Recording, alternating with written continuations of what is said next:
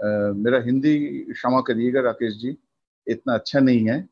पर क्योंकि ये प्रोग्राम बांग्ला में हो रहा है तो अभी सभी लोग बांग्ला में ही कह रहे हैं। आपका आपको सुनने के लिए हालांकि कोई भाषा की कोई पाबंदी, मतलब वो दैट इज नॉट इम्पोर्टेंट। तो आप अगर अपनी बात रखें तो हम सबको विल गेट एनरिच्ड। नमस्कार। मैं दूसरी बार लगभग एक महीने में बांग्ला भाषियों के बीच में बोल रहा हूँ और दोनों ही विषय भिन्न भिन्न हैं। लेकिन पिछली बार जब मैं रविंद्रनाथ टैगोर के ऊपर बोला था, बंकिम चंद्र चटर्जी के ऊपर बोला था और अभी चीन के ऊपर बोल रहा हूँ, तो कुछ तारतम्यता भी मैं स्थापित करूंगा, यानी दोनों के बीच में क्या संबंध है यह भी मैं इसमें पाऊंगा। लेकिन जो आज का विषय है, पहले मैं उस पर जाता हूं। और मुझे लगता है कि बहुत सी बातें कह दी गई हैं और कही जाएंगी, क्योंकि जो विषय है, जो सब्जेक्ट है, उस पर रिपीटिशन के चांसेस रहते हैं। लेकिन मैं आज एक भिन्न रूप से चीन को देखने की कोशिश करूंगा। पहले मैं यह बता दूं कि वन चाइना 1992 कंसेंसस, यह जो कथित रूप से 1992 कंसेंसस कहा जाता है, उसकी उपज वन चाइना पॉलिसी है। वह कंसेंसस क्या है? उस कंसेंसस में पीपुल्स रिपब्लिक चाइना और रिपब्लिक ऑफ चाइना यानी पीआरसी और आरओसी दोनों को एक ही संप्रभु राज्य का अंग माना गया। लेकिन 1992 कंसेंसस के 3 इंटरप्रिटेशंस हैं। पहला इंटरप्रिटेशन, जो कम्युनिस्ट चाइना है, जिसे PRC People's Republic of China कहते हैं, इसका मानना है कि ताइवान और चीन दोनों ही एक है, एक ही संप्रभुता का हिस्सा है, जिसमें मेन लैंड कहते हैं, अपने को मेन लैंड कहते हैं, मुख्य जो भूमि है उस वह, और जो ताइवान है, यानी संप्रभुता का जो संरक्षक है वो पीपुल्स रिपब्लिक ऑफ चाइना है। आरओसी का इंटरप्रिटेशन है, जो वो कुओमिता का जो इंटरप्रिटेशन है, उसका कहना है कि नहीं, रिपब्लिक दोनों एक ही हैं, दे आर अनडिवाइडेड चाइना, लेकिन it is a Republic of China. वह कहता है इट इज ए पीआरसी, यह कहता है आरओसी। तो चाइना दो है, लेकिन दोनों दो मूल्यों का, दो सिद्धांतों का, दो आचरण का, यानी 2 values, 2 behaviour pattern and 2 ideologies. एक तीसरा इंटरप्रिटेशन भी है, जो वहां की प्रोग्रेसिव डेमोक्रेटिक पार्टी है, उसने एक तीसरा रास्ता दिया है। उसका कहना है कि दोनों ही संप्रभु हैं, there is no one China. वह वाशिंगटन कंसेंसस 1992 कंसेंसस को कहता है कि पीआरसी भी एक संप्रभु राष्ट्र है, सोवरेन नेशन है, और आरओसी भी एक सोवरेन नेशन है। इस 3 इंटरप्रिटेशन के बाद चीन की एक कार्य करने का एक तरीका है। वह अपने लक्ष्य को प्राप्त करने के लिए, एंड को पूरा करने के लिए, जिस लक्ष्य को बार बार सी जिनपिंग चाइनीज ड्रीम कहते हैं। सी जिनपिंग का जो भी आप भाषण देखें, जब भी उन्होंने कम्युनिस्ट पार्टी को में स्पीच दिया है या कम्युनिस्ट पार्टी के बाहर स्पीच दिया है, वह जो एक शब्दावली का प्रयोग करते हैं, वह शब्दावली है चाइनीज ड्रीम, जो अनडिफाइंड है, अनडेलिनिएटेड है, और इसे सिर्फ चीन ही समझता है। वह चाइनीज ड्रीम क्या है, उस पर मैं बाद में आऊंगा। तो चीन ने थोड़ा अपने को चेंज किया। जब लगा कि वन अनडिवाइडेड चाइना, जो पीपुल्स रिपब्लिक ऑफ चाइना के प्रति जो वहां नेशनलिस्ट फोर्स है ताइवान का, वह उसका विरोध कर रहा है और उसके विरोध में एक लार्जर सपोर्ट मिल रहा है, तब उसने उसको बदला। One nation two systems. अब थोड़ी ऑटोनॉमी की बात करता है, कहता है नेशन तो एक है, वो पीपुल्स रिपब्लिक ऑफ चाइना है, ताइवान अलग नेशन नहीं है, लेकिन सिस्टम अलग अलग है। अर्थात ताइवान में जो पहले से कम्युनिस्ट से भिन्न लोकतांत्रिक प्रक्रिया के नजदीक का जो सिस्टम है, उसको स्वीकार करता है। लेकिन चीन की जो भी स्वीकारोक्ति होती है, जो भी उसका मानना होता है, जिसको भी वो कंसेंट देता है, वह एक अपॉर्चुनिस्टिक कंसेंसस और अपॉर्चुनिस्टिक कंसेंट, ये चीन के बिहेवियर पैटर्न के दो महत्वपूर्ण हिस्से रहे। इसलिए आप देखेंगे जो भारत पर बॉर्डर के मामले में जब भी एक हम कंसेंसस की बात करते हैं, तो वह कंसेंसस भारत ने कभी नहीं तोड़ा, चाहे भारत के हित में हो या अहित में हो, वह कंसेंसस चाइना ही तोड़ता है। इसलिए चाइना की रिलायबिलिटी पूरी दुनिया में कम हुई है। प्यू ने जो एक सर्वे किया, जो सर्वे बहुत ऑथेंटिक माना जाता है, लगभग उसने 34 देशों का सर्वे किया है 2019 में।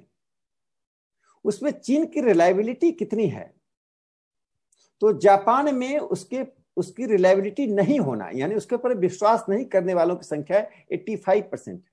स्वीडन में यह 70% है, कनाडा में 67% है, यूएस में 60% है, इंडिया में 46% है। इंडिया में हालांकि बहुत कम है उस मामले।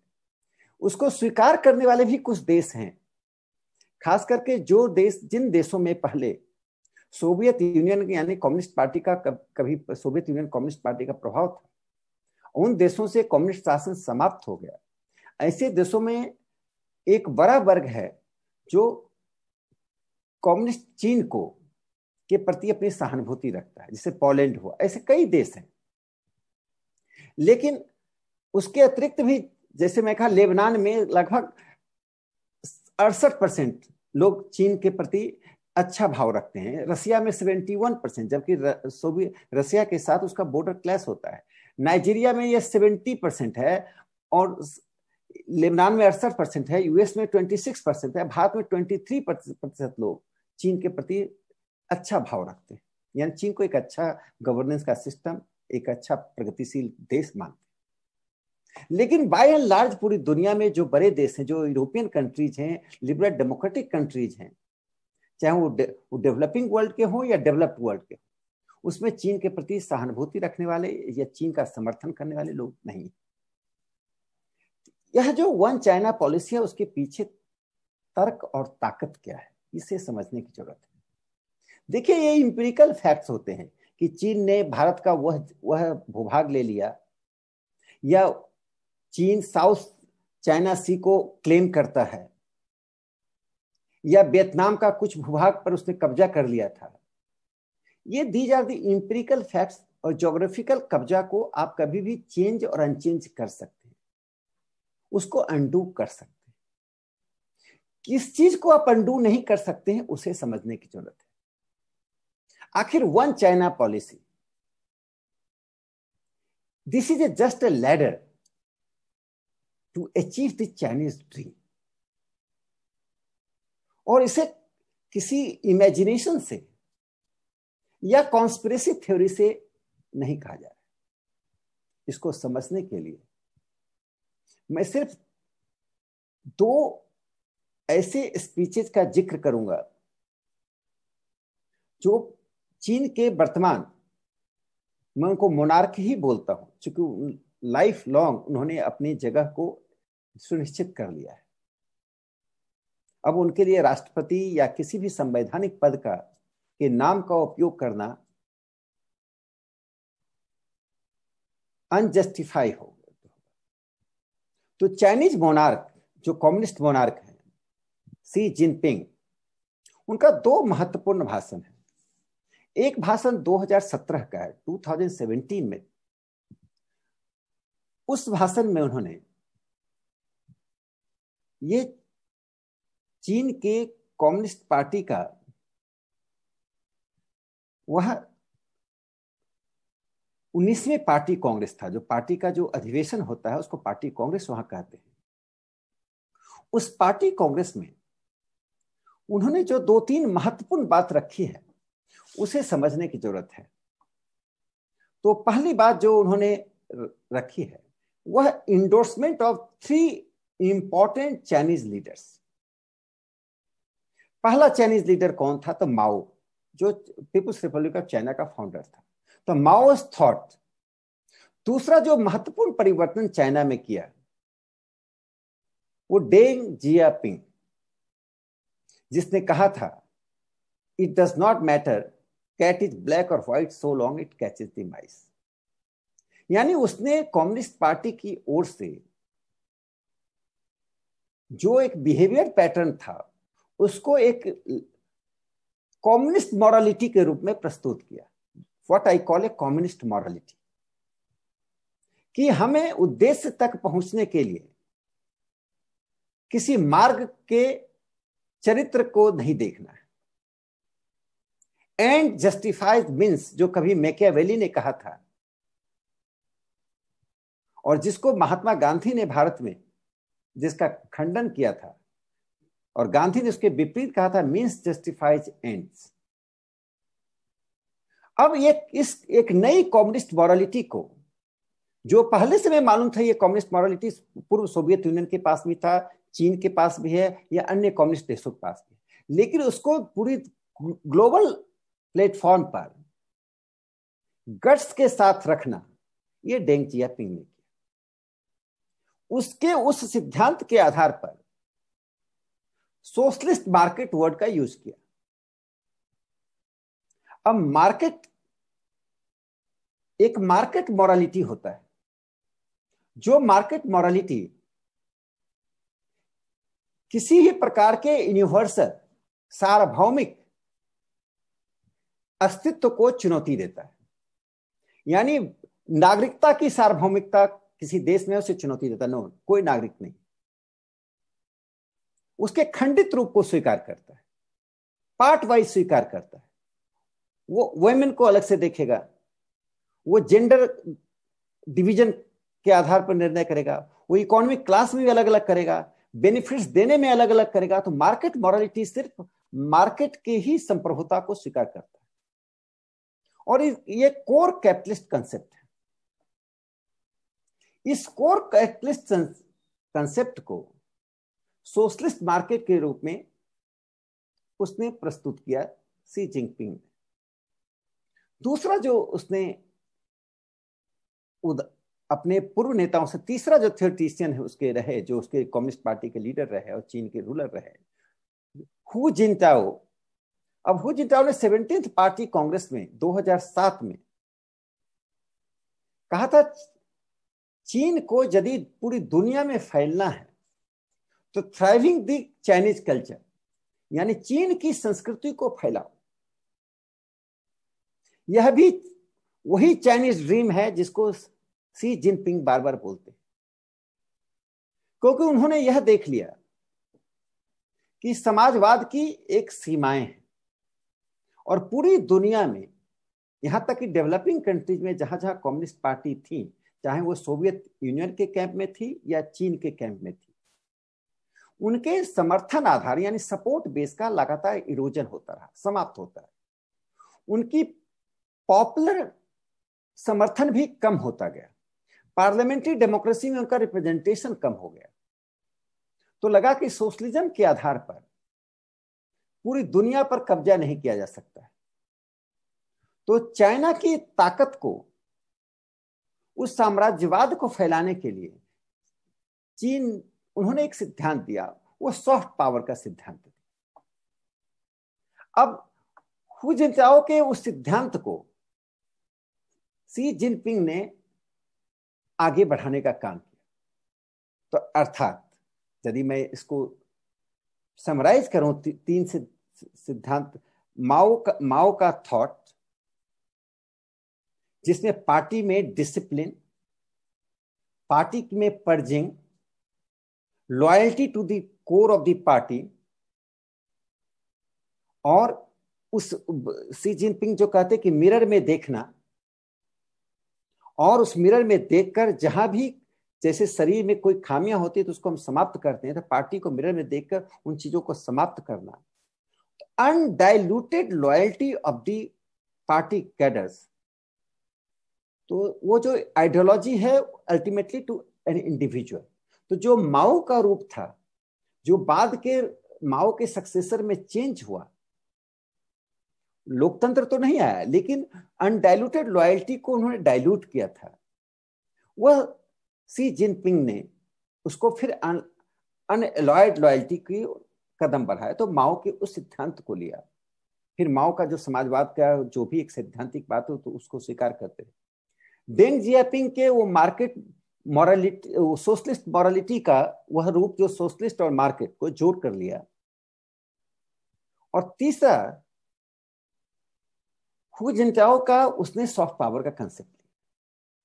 तो 2017 में उन्होंने जो भाषण दिया उसमें एक बात जो महत्वपूर्ण कही कि चाइनीज विजडम और चाइनीज अप्रोच को, या चीन की जो बौद्धिकता है और चीन का जो दृष्टिकोण है, इसको पूरी दुनिया में लागू करना।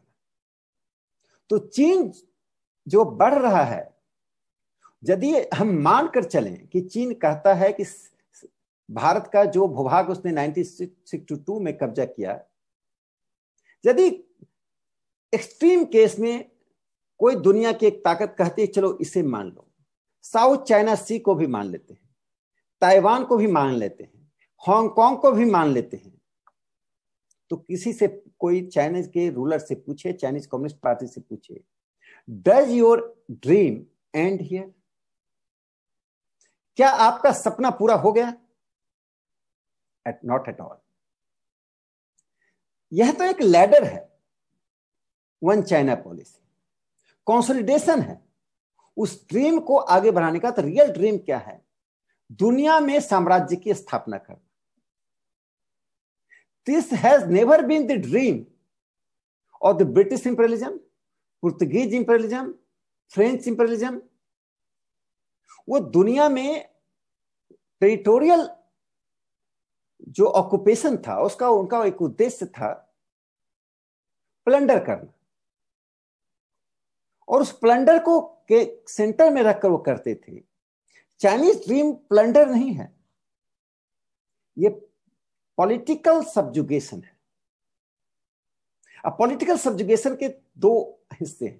पहला, इट इज एंटी डेमोक्रेटिक, यानी नॉन डेमोक्रेटिक फॉर्मुलेशन को सपोर्ट करना और डेमोक्रेसी को समाप्त करना। प्लुरलिज्म एंड डेमोक्रेसी दोनों नहीं, एक। दूसरा, मोड ऑफ गवर्नेंस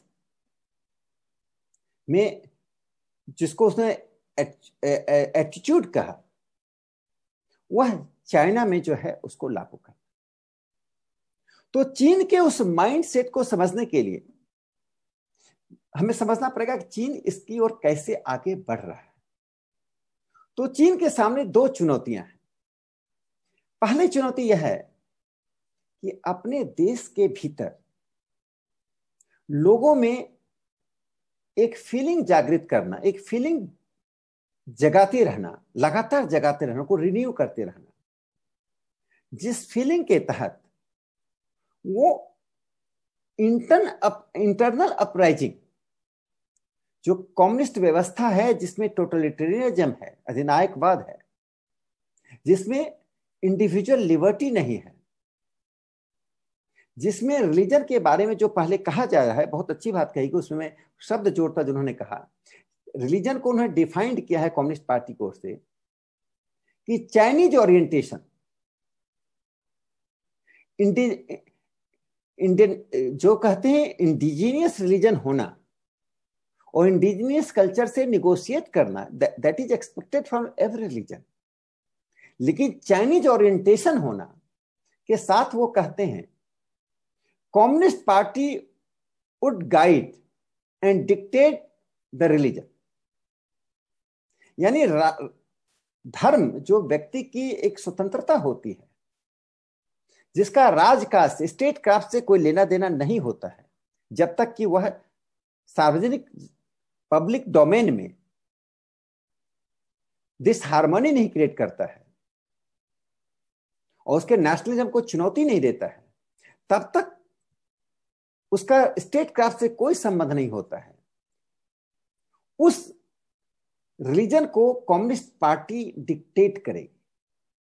तो जो बेसिक ह्यूमन ट्रेट्स होते हैं, बेसिक ह्यूमन ट्रेट्स क्या होता है? राइट टू फ्रीडम जब हम बोलते हैं तो हमें फ्रीडम मतलब अपने आप को एक्सप्रेस करने की स्वतंत्रता, अपने संबंधों को स्थापित करने की स्वतंत्रता और अपने अनुकूल जीवन के आदर्शों को रखने की स्वतंत्रता। जब इन तीन स्वतंत्रताओं को बाधित किया जाता है, उसको कंट्रोल किया जाता है, इसको कहते हैं इंडिविजुअल के बिहेवियर को स्टेट के द्वारा कंट्रोल करना। How will you speak, when will you speak, what will you speak, यह अधिनायकवाद है। तो व्यक्ति के व्यवहार को नियंत्रित करना, ये जहां जहां जिस शासक के द्वारा होता है उसको हम अधिनायकवादी शासन कहते हैं। और कम्युनिस्ट पार्टी में ये बहुत ही नेचुरल है।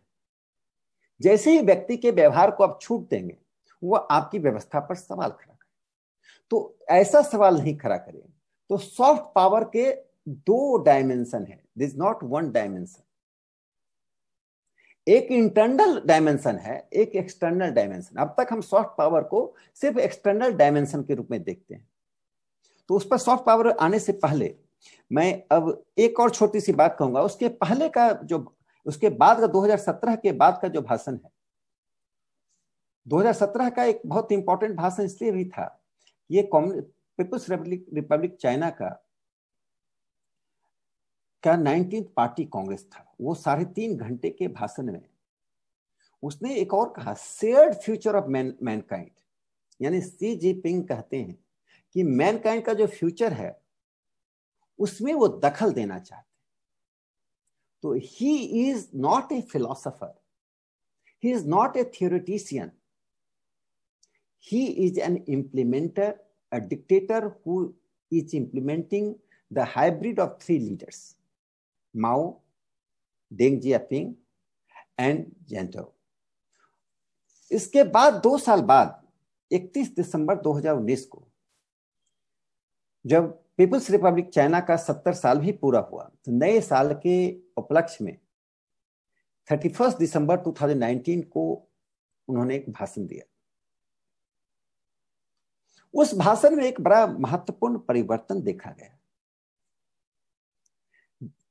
नए कम्युनिस्ट पार्टी को रूलर को लगा, अब तक कम्युनिस्ट पार्टी के लोग देश के लोगों को साइंटिफिक सोशलिज्म के नाम पर या माओइज्म के नाम पर जोर रखते थे, तो वह असफल हो गया। चूंकि 1989 में जो एक यूथ से स्टूडेंट्स का प्रोटेस्ट हुआ, अनप्रेसिडेंटेड प्रोटेस्ट हुआ, जिसको कोर्सन के द्वारा, दमन के द्वारा दबा दिया गया, उसके बाद कम्युनिस्ट पार्टी में रीथिंकिंग शुरू हुई। तो उन्होंने 2 चीजों का उपयोग करना शुरू किया। जो कम्युनिस्ट नौजवान हैं, जो यूथ हैं या जो नए यूथ आते हैं, उनमें कल्चर के नाम पर डिग्रेडेशन करना, उस हद तक डिग्रेड करना कि उनकी थिंकिंग कैपेसिटी ही समाप्त हो जाए। उनकी थिंकिंग कैपेसिटी वाइन, वर्क और वुमेन, ये 3W का उन्होंने, चूंकि जो चाइना की नेशनलिज्म है वो मैस्कुलिनिटी उस नेशनलिज्म में है। वो नेशनलिज्म एक नेचुरल फ्लो नहीं है, तो मैस्कुलिनिटी उस नेशनलिज्म में होने के कारण वो इन 3 चीजों को, बेसिकली जो मैन पावर है, जो यूथ पावर है, उसको हमेशा डाइग्रेशन में रखना। तो वह जो सॉफ्ट पावर का वो उपयोग कर रहे हैं कि उसको रीजनिंग से, आइडियोलॉजी से अलग करते हुए दुनिया, और उसके साथ साथ उसको एक मिशन देना कि पूरी दुनिया पे हमें कब्जा करना।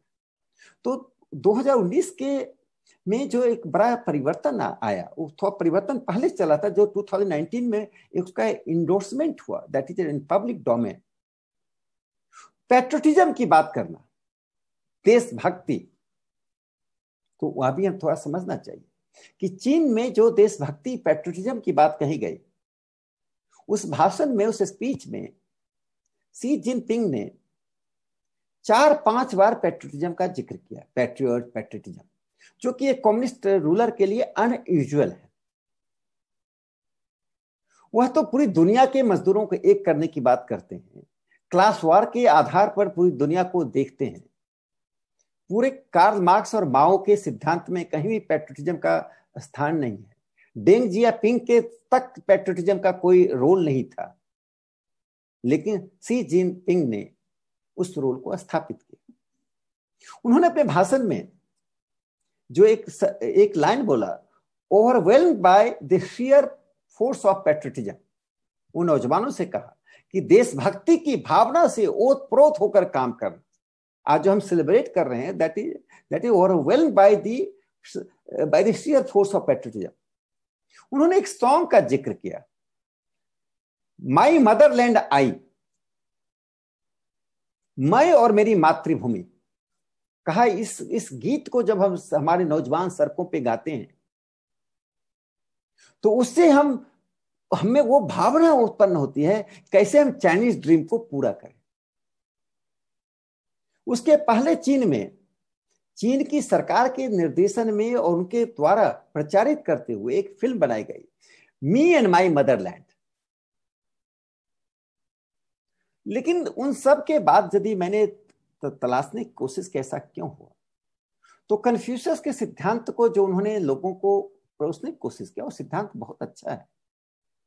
लेकिन कोई एक दर्शन अच्छा होता है, वो एकेडमिक हो सकता है, एकेडमिक प्रीडोमिनेंट हो सकता है, लेकिन वो इंस्पायरिंग नहीं हो सकता। दर्शन हमेशा क्वेस्ट पैदा करता है, आगे के लिए सोचने की ताकत पैदा करता है। कन्फ्यूशियस का सिद्धांत एक डेमोक्रेटिक सिद्धांत है, उसको बहुत गहराई तक आप जाएंगे तो फिर कम्युनिस्ट व्यवस्था के प्रतिकूल आपको सोचना पड़ेगा। तो फिर उन्होंने एक और बात जो शुरू की कि जो पैट्रियोटिज्म को परिभाषित कैसे किया, उसका एक सॉन्ग का मैं नाम बताता हूं, माई मदरलैंड सॉन्ग। जब ओबामा से चीन के रूलर मिलने गए तो व्हाइट हाउस में वो सॉन्ग को गाया गया। इसकी लिरिक्स को क्यो यू ने बनाया था।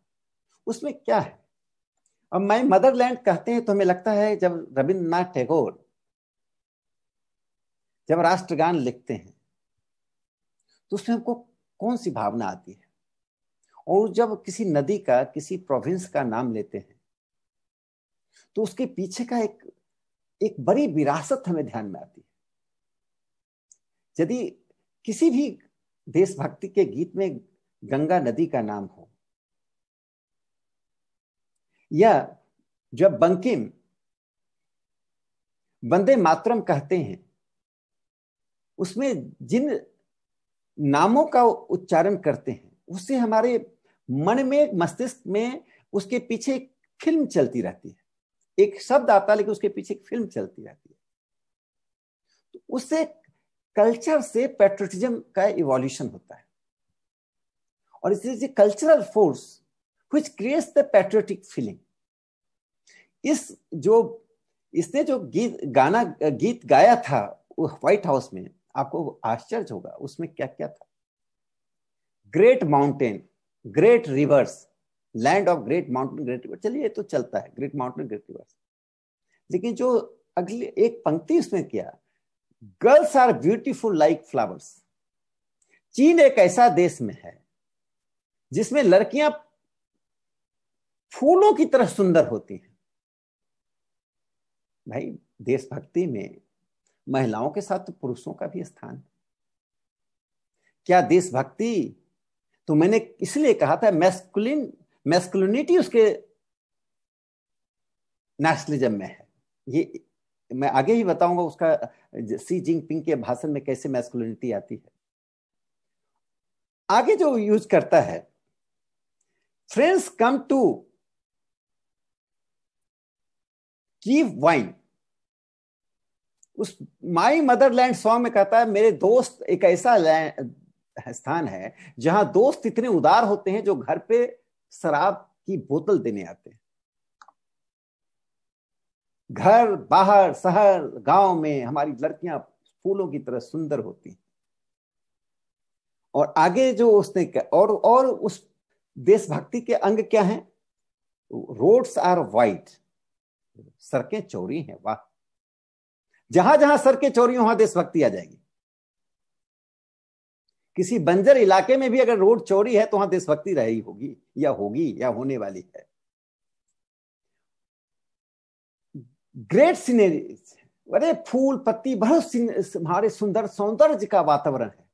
अब किसी जंगल में यदि सौंदर्य हो, अच्छे फूल पत्तियां लगी हो, तो वहां देशभक्ति होगा। हम 4 लोग गए, सुंदरता देखी और हम सब देशभक्त यहाँ के हो गए। तो सौंदर्य से, शराब से, सड़कों से, सौंदर्य, शराब और सड़कें वहां की देशभक्ति को परिभाषित करती है। One of the best song उनको कहा गया। इस सॉन्ग का इसलिए भी महत्व है कि आप कहेंगे नई रचना नहीं है ये बहुत पहले जब कोरिया वार हुआ था तब इस सॉन्ग का उपयोग किया गया था। इसलिए अमेरिका में इसको यह भी इंटरप्रेट किया गया कि अमेरिका को का एक तरह से अपमान किया जा रहा है, एक चुनौती दी जा रही है। तो यह चीन ने एक फॉर्मूला निकाला जिसके आधार पर उन्होंने देशभक्ति को परिभाषित करने की कोशिश की। और ये मैं इसको कहता हूं internal version of the soft power. अब दूसरा जो सॉफ्ट पावर है, आखिर सॉफ्ट पावर होता क्या है? सॉफ्ट पावर को अमेरिका में, सॉफ्ट पावर के शब्द को 1990 में ने कॉइन किया था, जो हार्वर्ड यूनिवर्सिटी में सेंटर ऑफ इंटरनेशनल रिलेशंस के प्रोफेसर थे। उन्होंने एक पुस्तक लिखी थी, उसमें सॉफ्ट पावर का जिक्र किया था। उसकी थोड़ी पृष्ठभूमि जाननी चाहिए, क्योंकि सॉफ्ट पावर का हम लोग बार बार उपयोग करते हैं। उसकी पृष्ठभूमि क्या है कि अमेरिका का लगातार उसकी ताकत छिन्न होती जाती, इरोजन ऑफ अमेरिका पावर। एक तरफ सोवियत यूनियन का अंत हो रहा था, दूसरी तरफ अमेरिका भी 1945 की तरह मजबूत नहीं था। तो अमेरिकन में एक फीलिंग बन गई थी कि हम अमेरिकन को दुनिया से विड्रॉ करके अपने को कंसोलिडेट करना चाहिए था, क्योंकि हमारी अपनी जो नीड्स हैं, जो रिक्वायरमेंट्स हैं, जो अपनी इकोनॉमी है, वो इफेक्टेड हो रही है। तो a sense of demoralisation was prevailing. उस कॉन्टेक्स्ट में ये उन्होंने एक सॉफ्ट पावर का सिद्धांत दिया कि अमेरिका शुड नॉट विड्रॉ, जिससे पावर बैलेंस दुनिया का बदल जाएगा और अमेरिकन को अमेरिका के ड्रीम को बेचना चाहिए। American university, American civil society, American governance.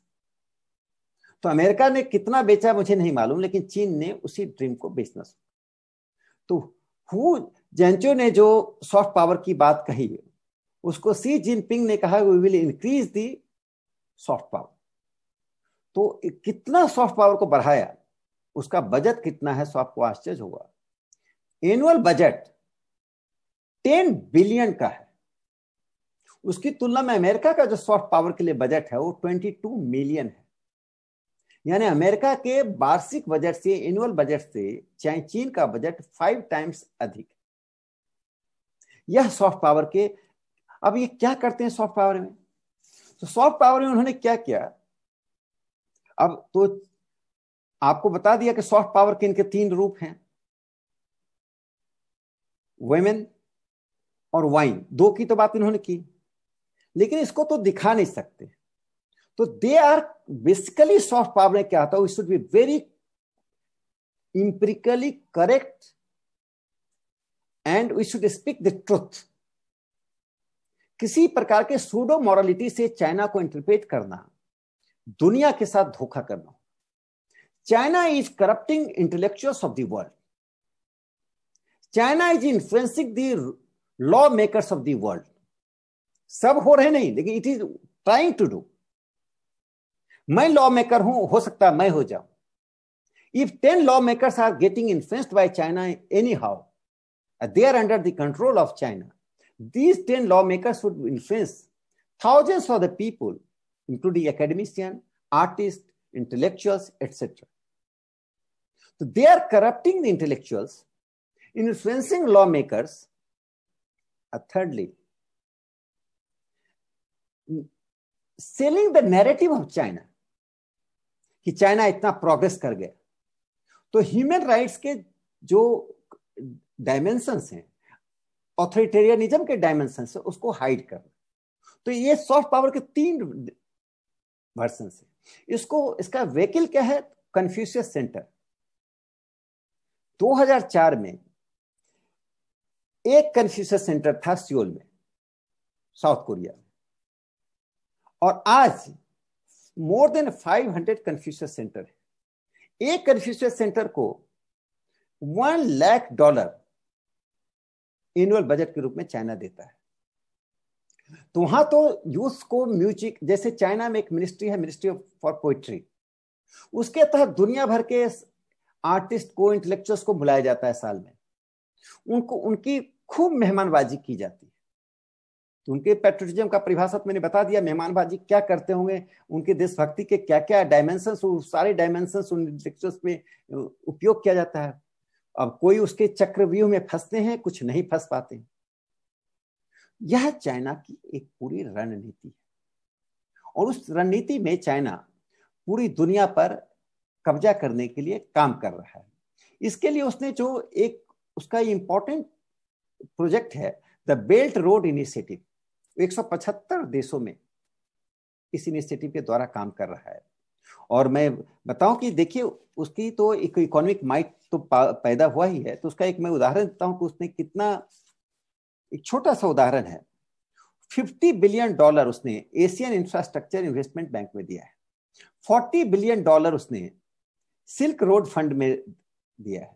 $25 billion उसने मैरीटाइम स्किल रोड में दिया है। $41 बिलियन न्यू डेवलपमेंट बैंक जो ब्रिक्स के द्वारा बनाया गया उसमें दिया गया है।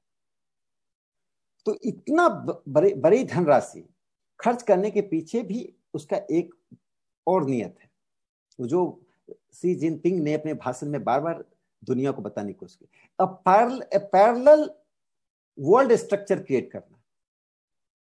उस पैरेलल वर्ल्ड स्ट्रक्चर क्रिएट करने में या तो जो एग्जिस्टिंग वर्ल्ड स्ट्रक्चर, जैसा हमने देखा कि कैसे उसने WHO को इन्फ्लुएंस करके चाइनीज वायरस को के ऊपर पर्दा डालने की कोशिश की, और कोविड-19 के सबसे बड़ा गुनाहगार होकर भी आज वो दुनिया में सेवियर बनने की कोशिश कर रहा है। और आज भी WHO, कुछ दिन पहले तक तो भारत का उस पर प्रतिनिधित्व तो बढ़ा है, तो अब उसकी स्थिति थोड़ी बिगड़ती जा रही है। लेकिन जब तक भारत का प्रतिनिधित्व तो नहीं था, चीन ने अपने मनी पावर के आधार पर यूज ऑफ वेल्थ करके और करप्टिंग दी ऑफिशियल्स, दूसरा वो पैरेलल स्ट्रक्चर क्रिएट करने में लगा हुआ है। तो इसके कारण से आप देखिए कि पूरी दुनिया में सॉफ्ट पावर का जो इफेक्ट हुआ, ये पूरी दुनिया में 3rd रैंकिंग इसकी थी डेस्टिनेशन फॉर एजुकेशन, और 4,40,000 छात्र पूरी दुनिया भर से इसमें पढ़ने आते थे 2016 में। तो किस प्रकार से दुनिया के में माइंडसेट को चेंज करना और अपने यहाँ की सत्ता की व्यवस्था, प्रशासन की क्रूरता और जनतंत्र के नाम पर अधिनायक तंत्र, इन सब पर पर्दा डालना। यह करने के लिए मैंने कहा कि वो जो मैं इनको कोट करता हूं, सी जिनपिंग ने जो 2017 में कहा, the wheels of history roll on the tides of the times and are vast and mighty. History looks kindly on those with resolve, with drive and ambition, and with plenty of guts. इतिहास उन्हीं को सहानुभूति के सकता है जिसमें guts है, ambition है, महत्वाकांक्षा है, कुछ करने का दम रखते हैं। It won't wait for hesitant, apathetic and those shy of a challenge. जो चुनौतियों से शर्माते हैं, पीछे हटते हैं, जो उदासीन रहते हैं, जो हिचकिचाते हैं। अर्थात उसने एक मैसेज दिया, और उस मैसेज को मैं जोड़ता हूं जो सॉन्ग माई मदरलैंड व्हाइट हाउस में गाया गया। उसमें कहा गया था, हम बहुत नम्र हैं, लेकिन जब कोई सियार हमारे यहाँ आता है, जैकल आता है, तो हम बंदूक उठाते हैं। तो जिसके मातृभूमि की अर्चना में ही मैस्कुलिनिटी हो, जिसके रूलर्स के वर्ल्ड डोमेन में दी गई स्पीच में वह भावना हो, जिसमें आक्रांता बनने की क्षमता रखने की इच्छा हो, उसके कारण से मैं मानता हूं कि यह जो वन चाइना पॉलिसी है और वन चाइना टू सिस्टम की जो उन्होंने पॉलिसी अडॉप्ट की है, उसकी जगह वह तो एक इम्पॉर्टेंट है जो दुनिया उससे लड़ रही है, और उसमें यह भी समझौता हो सकता है कि कोई देश कुछ समझौता भी कर सकता है और चीन कंफर्ट स्टेज में भी जा सकता है। बेसिकली कम्युनिस्ट चीन के दर्शन, उसके स्वभाव, उसकी शासन व्यवस्था पर आज अटैक करने की जरूरत है, उस पर उसको निशाना साधने की जरूरत है और चीन की वास्तविकता को दुनिया के सामने लाने की जरूरत है। धन्यवाद। बहुत बहुत धन्यवाद भाई साहब। आपने हमारी सोचने की ढंग में ही कुछ और जोड़ दिया, मतलब हम लोग कुछ और सोच सकते हैं अभी आपकी बातों से ऐसा लगा। और हर चीज, हर पहलू को आपने जिस ढंग से छुआ, बहुत बहुत धन्यवाद भाई साहब। आपको और आपने समय दिया, इसके लिए भी हम बहुत आभार व्यक्त करते हैं। আমরা আমাদের প্রথম সেশনটা এখানে শেষ করলাম। এবার আমরা আমাদের দ্বিতীয় সেশনে ঢুকবো। রাকেশজি অপূর্ব বললেন, আমরা সবাই মোহিত হয়ে শুনছিলাম। আমাদের পরবর্তী বক্তা হচ্ছেন দ্য সানডে গার্জিয়ান